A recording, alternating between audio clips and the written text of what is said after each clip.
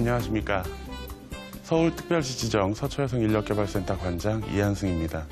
오늘 저는 여러분들과 함께 여성의 재취업에 관련한 이야기, 여성이 왜 사회에 참여해야 되는지에 대해서 이야기를 드리고자 이 자리에 나왔습니다.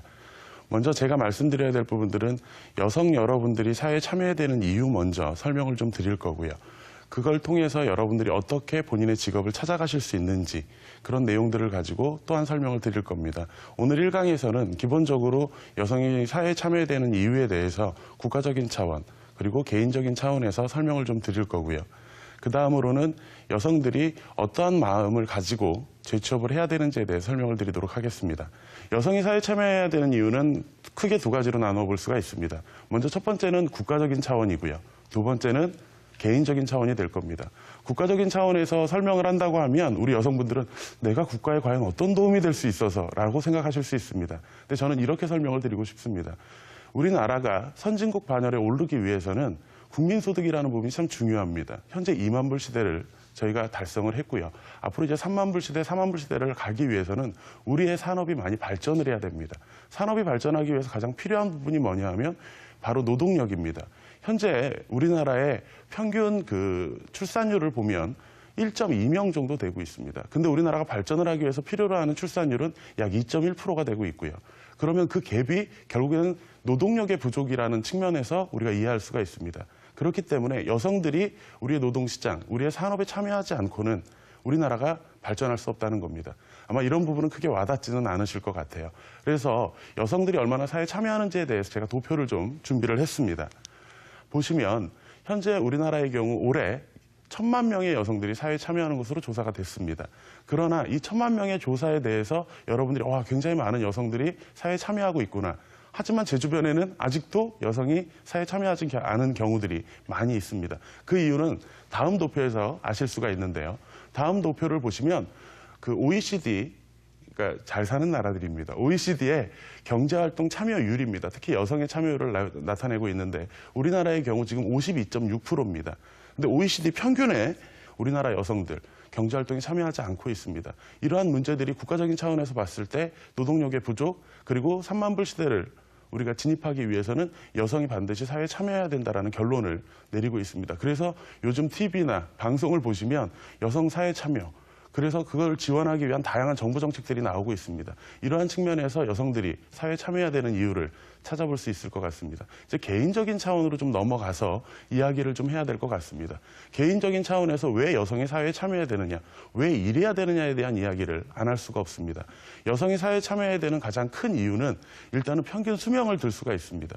현재 우리나라의 평균 수명이 굉장히 많이 높아졌습니다. 2007년도 기준을 제가 지금 알고 있는데 2007년도 기준에서 여자의 평균 수명이 82.7세입니다. 현재 이 방송을 보고 계신 분들 중에 3학년이라는 표현을 제가 오프라인에서 강의할 때 쓰는데 30대입니다. 30대 분들 같은 경우는 앞으로 50년을 사셔야 되는데 전업주부로만 본인이 살게 된다면 50년이라는 세월이 굉장히 깁니다. 또한 경제활동이 아닙니다. 아직까지 우리나라는 전업주부는 분명히 직업은 맞지만 돈을 버는 직업으로 인정되지는 아직 않고 있습니다. 그런 상황에서 50년이라는 세월을 전업주부라는 직업으로 살아간다는 거 쉽지 않겠죠.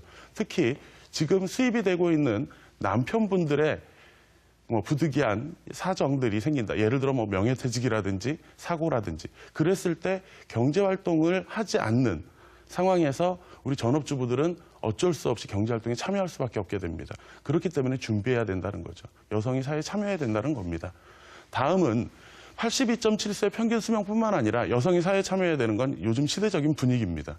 요즘 아이들은 일하는 엄마를 원합니다. 일하는 엄마, 왜 원할까요? 대개 초등학교를 입학하기 전까지는 엄마가 집에 있기를 원합니다. 근데 요즘 또 달라졌습니다. 초등학교 저학년까지는 엄마를 필요로 합니다. 그러나 고학년이 되면 엄마의 간섭으로부터 자유롭고 싶습니다. 중학교 정도가 되면요.